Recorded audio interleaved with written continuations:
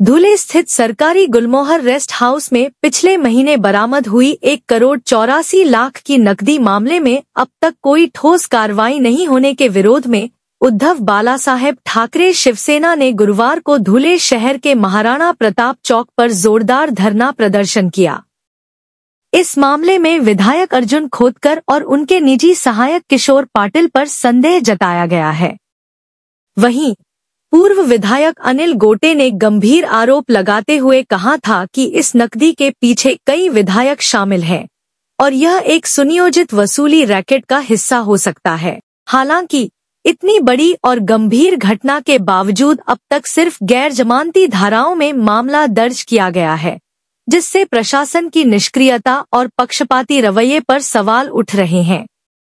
धरने के दौरान ठाकरे गुट के कार्यकर्ताओं ने प्रशासन के खिलाफ नारेबाजी करते हुए मुख्य आरोपियों के खिलाफ कड़ी कार्रवाई, विस्तृत जांच और घटना की सच्चाई सार्वजनिक करने की मांग की।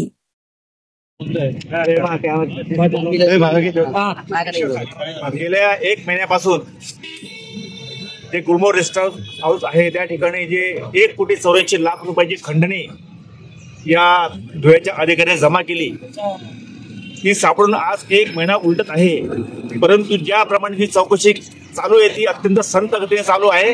हा टाइमपास चालू आहे आणि हे प्रकरण शासनाला दडपायचं आहे असा आमचा स्पष्ट आरोप आहे। याच्यामध्ये 1,84,00,000 सापडून देखील फक्त अदखल पात्र गुन्हा दाखल केला त्याच्यावरच आमचा खरा सवाल आहे।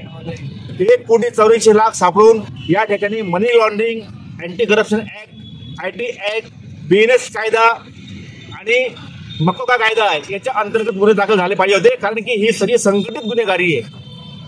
धुळ्याच्या जिल्ह्याच्या हजारो म्हणजे हा भ्रष्टाचार किती खालपर्यंत पाझरला आहे याचं उत्कृष्ट उदाहरण म्हणजे रेशन दुकानदारांना देखील फोन गेले आणि प्रत्येकी दुकानदाराने 10,000 रुपये जमा करावे, अन्यथा त्यांच्या दुकानावर धाड घालण्यात येईल असा दम भरण्यात आला RDC कार्यालयामधून।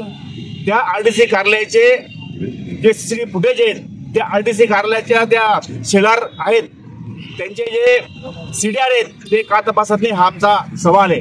त्याचप्रमाणे किशोर पाटील आणि अर्जुन खोतकर, किशोर पाटील हा एक हस्तक आहे, हा एक प्यादा आहे, त्याला कोणीतरी सांगितले पैसे गोळा करण्यासाठी आणि ते पैसे गोळा करण्यासाठी त्याला अर्जुन खोतकर यांनी सांगितले।